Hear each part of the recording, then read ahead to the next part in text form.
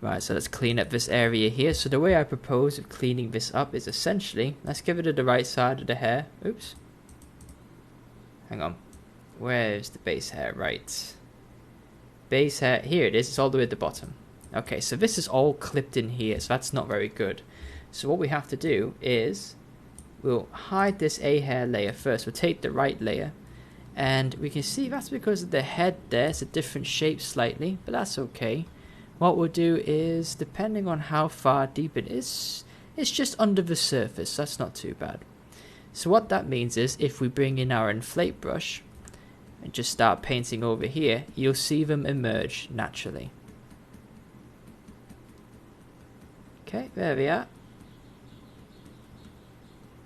And the inflate brush really does it in a nice way, in the instance that it does just gradually bring them out. Okay, although it can go a bit too far sometimes. Having said that, so what we could do is we'll just... that has gone too far. That's a shame. But let's just kind of bring them back in a little bit now. Let's make sure these vertexes still contact the skin. For the most part, it worked quite well.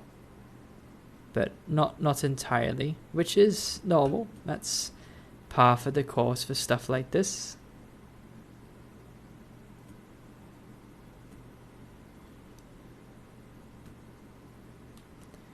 Okay, so it is kind of in conflict with the other side because it's mirrored, of course. So do just try your best to, once again, maybe add a little bit of variation to it. We'll inflate this a little bit,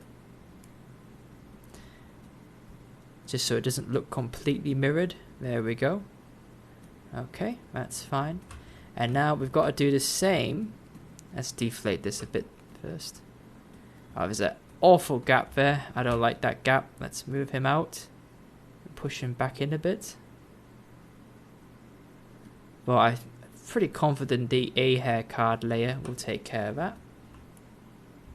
And here we are, speaking of, so let's swap to this layer now. A hair...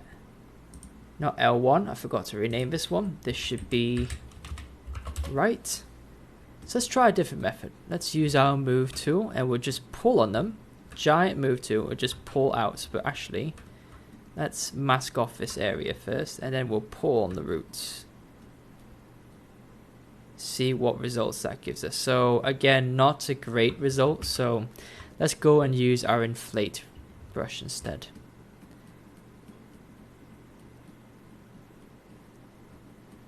So leave the roots to the end. Try and get the head mesh, sorry, the hair mesh out first. But again, we're having a bit of a mixed result here.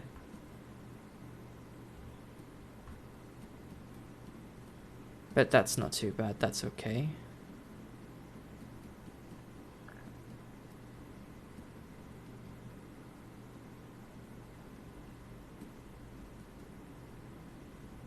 There we go.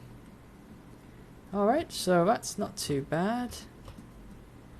Okay, let's just see if we can tidy some of this up a little bit.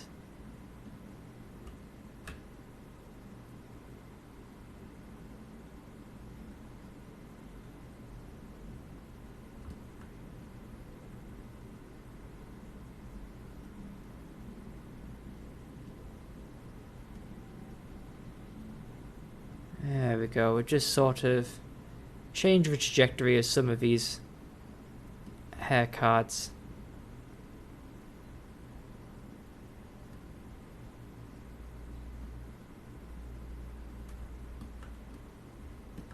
The important thing is, does it still look like it's being bound together? Somewhat. Except this is a little bit off out of the ponytail, so we are going to have to push them in a bit. Like so. And that's okay. Alright, there we go. So let's bring the rest of the hair back.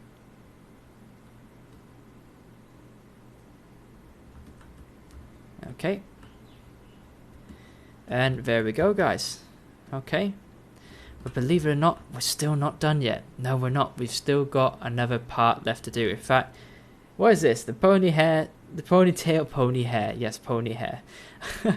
We still got this Base hair left. Oh, interesting. So that's the base hair there underneath. We do need those guys back in. I completely forgotten about them. So let's move them up. And we'll definitely have to shrink these guys. So let's pinch them in. Yes. It can be quite drastic with this because they're only meant to be the layer underneath. So let's shrink them a little bit. Let's see what's going on there. Okay, I'll tell you what. Let's maybe deflate them instead. Kind of just push them underneath the A hair cards. After all, that is their purpose. That's where they belong. They're meant to be on the underside. But if some stick out, you know, particularly the ends, certainly not the end of the day. There we go. Okay, we could see smoothing it out doesn't really do much, so we'll just have to manually kind of smooth it. Let's use the move brush a little bit. Actually, I think let's change the focus shift to be a bit more neutral.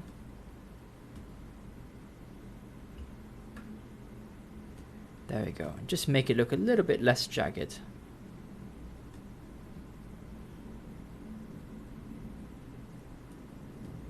Okay, just quick once over. Okay, right. We've got some clashing going on, but like I said, that's inevitable. So there we go. Okay. Cool. Okay.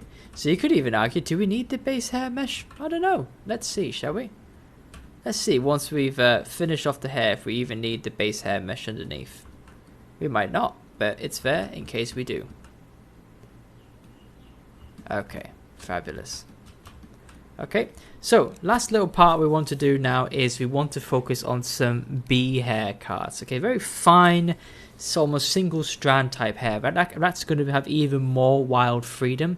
So what do I mean by bee hair? Essentially, if we look at my references again, so if you see how Lara here, she's got major strands like that, that's what we've done, but little wispy strands like this, we have yet to do, so that's what we're going to do. These little kind of wispy strands here, like them, that's kind of what I'd call bee hair strands. Okay, little wispy strands that kind of have a mind of their own and just kind of flop everywhere. So that's what we're going to do in the next video.